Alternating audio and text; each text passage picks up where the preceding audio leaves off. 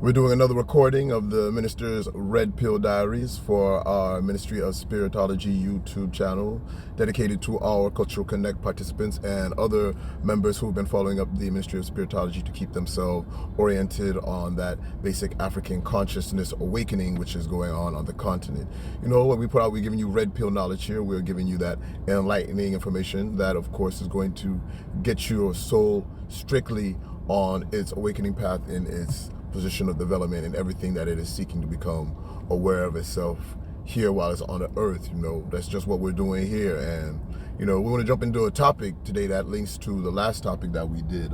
We did a discourse last time on, you know, trying to understand why African men are still paying dowry with all of the African issues and marriages, you know, that are going on the continent. I mean, I shouldn't say African issues, you know, everyone all over the planet is going through marital issues. I mean, people in relationships are having difficulties. That's not even necessarily the norm, but it's the way that capitalists, you know, when it transforms everything into money, makes reality hard for us. So, I mean, someone has to come out and try to break it down for the African continent, because a lot of our people, you know, they're just watching the TV, you know, they're just all caught up in the media hype and everything, you know. They're not paying attention to essentially what is the source and cause of the angst and stress and difficulties that they're having in maintaining relationships. And, you know, just to come out with the red pill on it and break it down. You know, we want to help a lot of you all out. You know, as an interfaith minister, my priority is just strictly keeping it real with you, you know, not following any, you know, religious traditional concept, but being more naturalist in my approach to just give you what essentially is, you know, well, I mean, spiritually scientific, really, what harmonizes with the human being and, you know, the orientation of natural law and its eternal flow towards the truth. So when we say red pill, that's what we're giving you. I mean, on relationships, we give you red pill knowledge. On spirituality, I mean, basically the ministry is that source of awakening, just like in its metaphorical use of that word red pill, taken from, you know, those Matrix movies. And, you know, those movies were really deep, I'm gonna be honest. Anyone who saw them will confirm that. So when us using, you know, that simile, you know, metaphoric reference to it, is just to put you in the right position to know exactly what you are in store for when you're dealing with our ministry. Now, this topic, I just want to dive direct into it. That's already been a long introduction, but today we're going to be talking about essentially how people should leave bad marriages and toxic relationships. I mean, I think that's just really a discussion that's coming into order, you know. Truthfully, y'all seen a little glare from the sunset on my west side, on the side of my face. That's not a video image issue. You know, like I say, I'm picking different locations to shoot. I'm at Kwame Nkrumah Circle actually right now. You know, before we'll go ahead and jump out, I'll maybe try and give y'all a shot of the monuments out here. But if not, you know, like I say, Accra's got a lot to see if you come out here. You know, it's got a lot to do. It's a cool place for if someone who's into, you know, the whole African conscious movement to find themselves. They want to really connect to an understanding of how, you know, the whole Pan-African movement and the awakening of our people on the continent is gone. And, you know, that don't really tie into this discussion of telling you how you're supposed to leave a bad marriage or toxic relationship.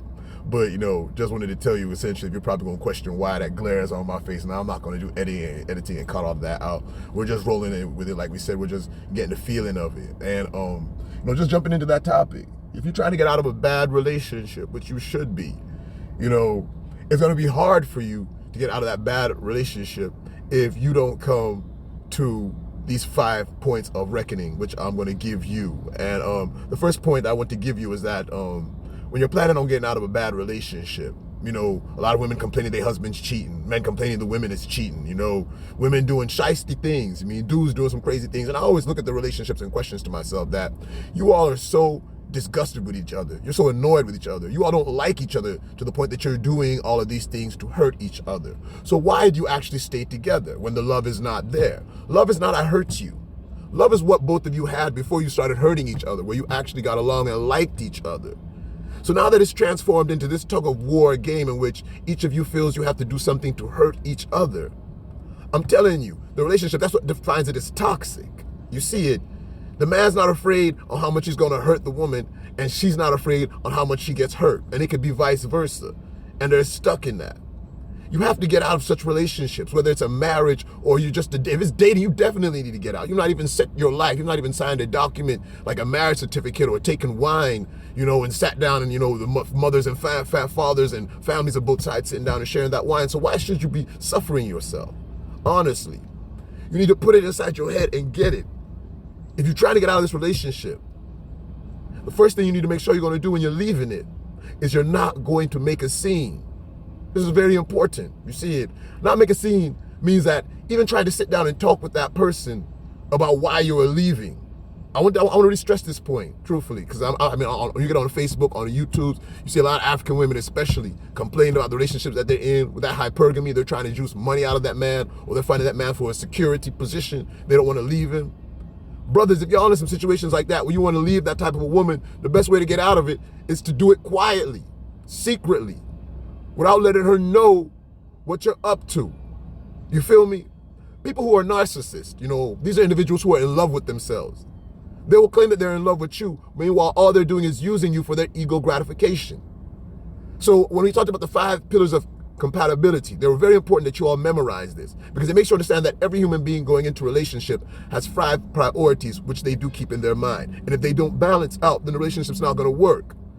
If you're not emotionally compatible with somebody, spiritually compatible with somebody, psychologically compatible with somebody, economically compatible with that person as well, you see it, then there's also a 5th. Let me think of the 5th. I said spiritually, psychologically, emotionally, economically. Oh, that 5th is coming out of my head. I'll get back to it because we're killing time. But you have to be able to look at your relationships. You see it intellectually. Yes, you see intellectually. Then intellectual, emotional, psychological, spiritual, and economic. You see it. If these 5 orientations don't harmonize with the way that you interact with that person, then the first thing you need to understand is that the relationship you got into was doomed to fail in the first place, unless you all were able to communicate so openly that these 5 things could be balanced. You could be a guy who's into Mozart, classical music, listening to rock, maybe hip hop, all of that. And then you meet a woman who's just stricken to, her R&B, baby, I love you, Makossa type of stuff. And she can't get into, your whole emotional feeling with that orientation of music. Along the way, she can pick it up. If she don't, let me tell you, when you bump in those tracks in the house, it's going to be bubbling in her belly. She's not going to like it. She won't tell you about it, but you'll shout that that's just one of the little pet peeves that'll drive a woman or even a man to be like, I'm not feeling this relationship at one point, especially when they have other more solid motifs that they can just use that to add behind. Like this person, they're draining me financially. They don't help me with nothing. And then they're playing that music again. That's how the human psychology works. You see it.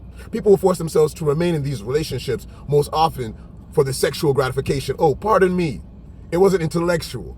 It was sexual, emotional, psychological, spiritual, and economic. You see it? Let me not forget the sexuality. How did I even forget that? Because the sexuality, that's what first attracts people. And a lot of people will get together because there's sexual attraction.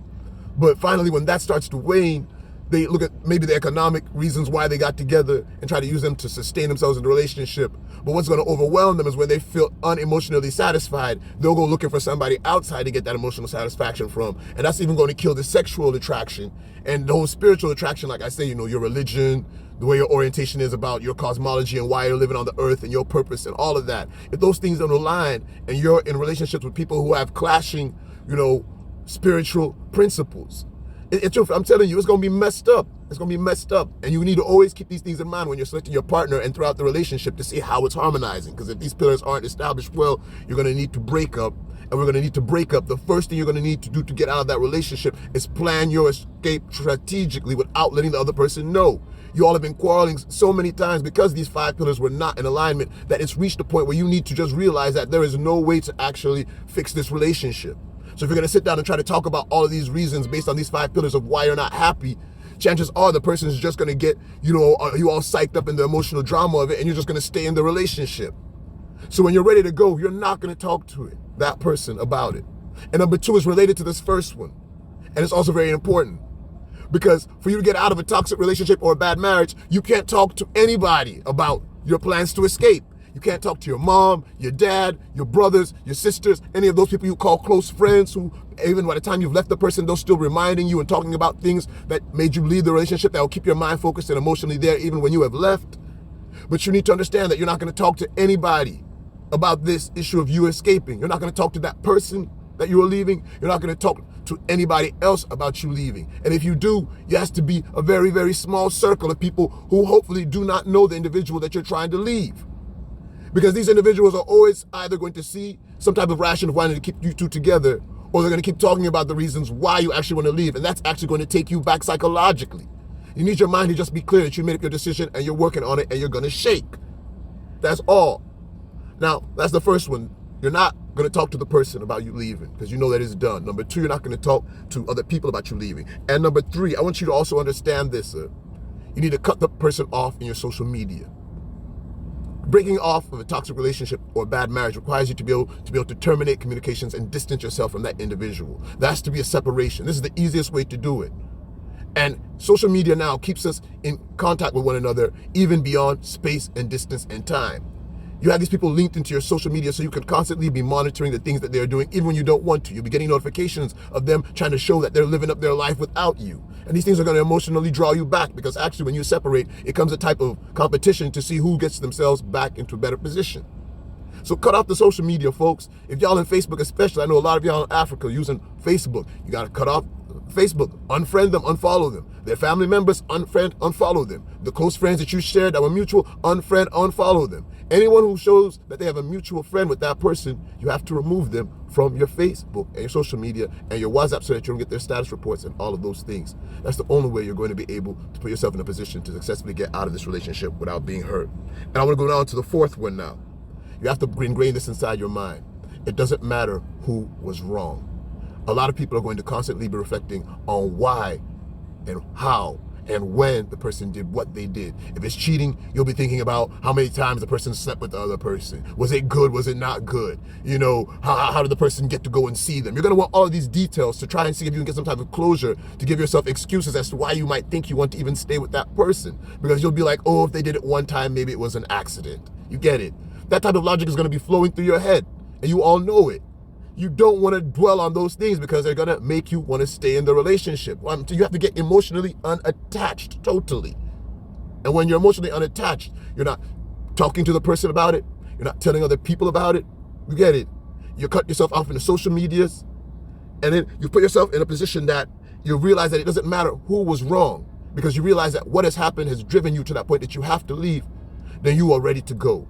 And the fifth point that I want to stress, the fifth pillar or the fifth tenet or the fifth mental tool as a mechanism you need to use to be able to get out of a bad marriage or a bad toxic relationship, is that you have to be ready to never ever take the person back. This is going to be the hardest part. You can decide not to take the person back and you plan to set out, but if you don't maintain these first four that I put into your head and recommended, then you're going to get yourself back emotionally involved with that person. And when you get emotionally involved with that person again, you're probably going to want to stay. You're going to stay. You're going to give yourself some type of rationalized reasons of why you want to stay in that relationship, when already you've realized that the person either cheated on you, they're very dangerous, they are consistent with lies telling, theft. I mean, there's so many varying reasons why you could realize that a relationship has accumulated so much negativity that you have to get out. And when it's reached that point, you have to be certain that you won't go back to the person. And you definitely have to make up your mind that you do not go back to the person, and then you act on it. You don't go back to the person. And if you're able to establish these 5 principles inside your head and you're working on getting out of a toxic relationship or a bad marriage, I can guarantee you're definitely going to get out of it. Remember, you don't talk to the person about what you're planning on doing. You've already made up your mind. When you talk to them, they're just going to emotionally suck you back in with fighting and quarreling, or probably even pleading with you, and you'll try to give some type of sympathy. Number 2, you don't talk to anyone about it.